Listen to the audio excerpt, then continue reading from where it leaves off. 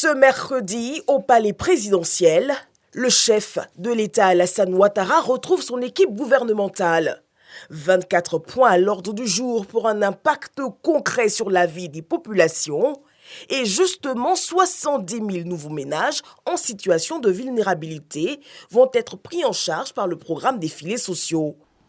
Le programme filets sociaux a été conçu pour soutenir les ménages vulnérables ciblés parmi les plus pauvres avec un accompagnement financier trimestriel de 36 000 francs CFA sur une période de 3 ans et des mesures diverses d'appui pour favoriser leur inclusion sociale.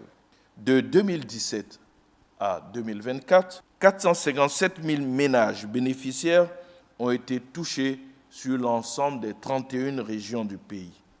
Le coût global des transferts redistribués aux ménages bénéficiaires de 2017 à décembre 2024 s'élève à 156 milliards de francs CFA.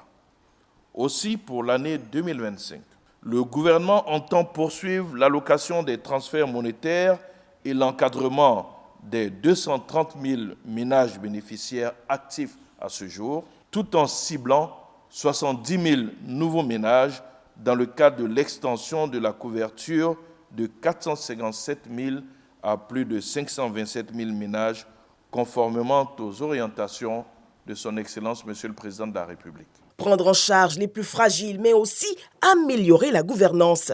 Au titre du ministère des Finances et du Budget, le Conseil a adopté un décret modifiant le décret du 15 décembre 2021 portant attribution, composition et fonctionnement des cellules de passation des marchés publics. Ce décret introduit dans la procédure de recrutement et de nomination des responsables, donc des cellules de passation des marchés publics, la concurrence par appel à candidature pour le recrutement de ces responsables et la rotation de ceux en poste dans ces cellules pour une période de 3 ans. Le Conseil annonce la création d'une école nationale de formation des personnels pénitentiaires à Dimbokro. Les délibérations de ce rendez-vous du gouvernement ont aussi porté sur des ratifications d'accords de prêt pour le financement de 25 000 logements sociaux dans des communes d'Abidjan, la mise en œuvre du programme énergie renouvelable qui verra la construction de la ligne électrique dorsale de l'Est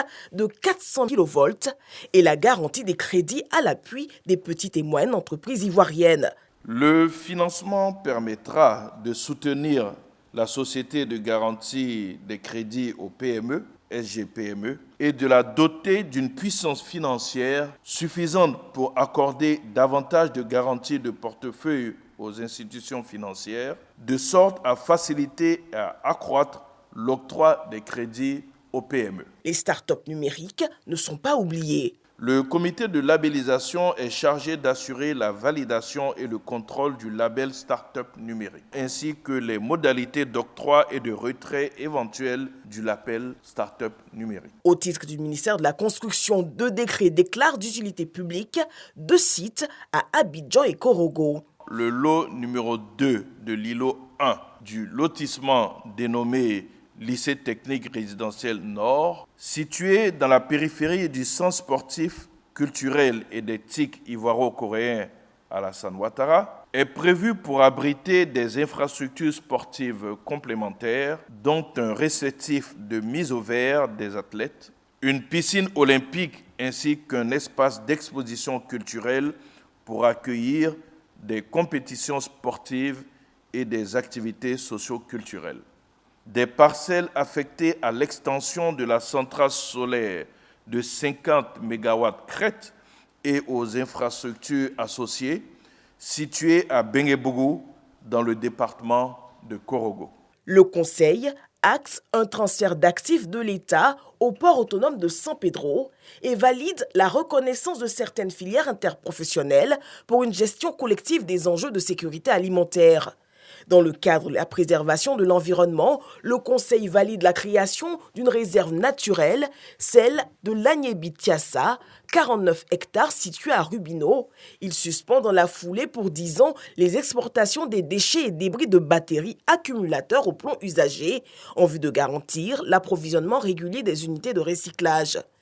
Engagé dans la lutte contre la malnutrition, le pays annonce un plan de restructuration de la Sodefort, un prix d'excellence Côte d'Ivoire Serre-Femmes et la participation du vice-président à la rencontre de haut niveau sur la nutrition à Paris. La rencontre a été l'occasion pour le porte-parole du gouvernement face à la presse d'inviter les acteurs politiques à 7 mois des élections à un discours responsable. Certains acteurs devraient épouser l'air du temps et comprendre que les Ivoiriens ne veulent plus souffrir. Les Ivoiriens ne veulent plus être divisés. Les Ivoiriens aspirent à vivre en paix. Le prochain Conseil des ministres est fixé au 9 avril prochain.